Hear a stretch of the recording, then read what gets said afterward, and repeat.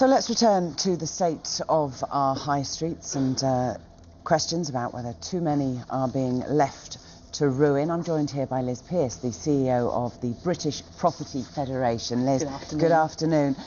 We're all too familiar with it, aren't we? All of our high streets have got a great deal of empty shops. Where do you think the main problem is in that, or is it a problem? Well, a lot of things have changed in the way we actually use our towns, the way we actually use our shops. And I'm not one for sort of advocating that we put the genie back in the bottle. We all go back to the quaint little high streets and get rid of out of town, get rid of supermarkets. I mean, people like going to that.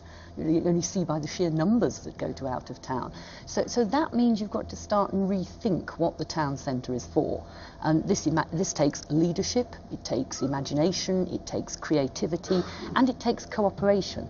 Getting all the people involved in a town centre, including the community. This isn't just about the landlords, it's not just about the retailers, or indeed the local politicians. It's everybody together with the community, actually trying to work out what they want to do with their town centre. And then I think it's about actually taking some quite hard decisions. So, for example, shrinking the retail. You just don't need the amount of retail space that we've currently got in most town centres. To make them nicer spaces, create a little park. You could do an awful lot of things. I mean, my little town in Hampshire, we've got a row of empty shops. It would have been a perfect place to put the local health centre. Okay. What did they do? They put it a mile out of town that the little old ladies have to take a taxi to. Now, if you put the health centre in the town, that immediately creates footfall. It creates a buzz. People will go to the newsagents, they'll go to the coffee shop, they'll stop and chat.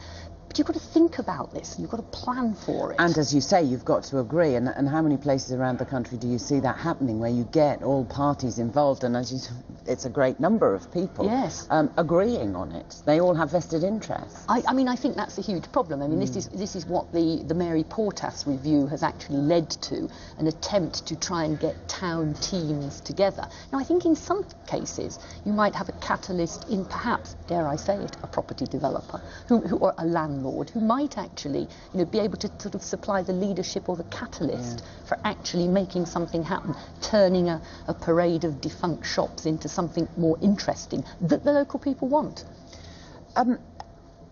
There are variations around the country in terms of how many shops are standing empty, and I guess that has to do with employment and with the state of the economy in those areas, and perhaps the out-of-town developments. Yes, I think what we've actually seen, of course, is the coming together of two storms. We had the economy and this sort of fundamental change in the way people shop, and I mean, we haven't sort of mentioned online shopping now, and that is just continuing to grow.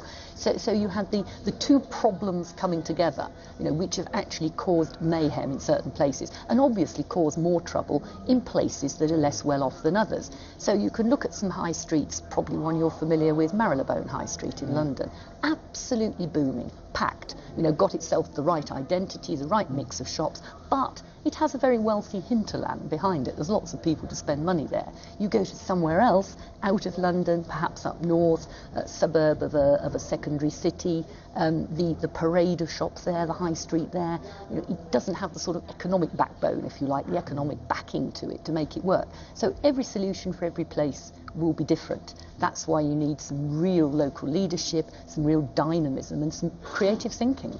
Interesting. Liz, thank you for joining us today. Liz Pearce there. My pleasure.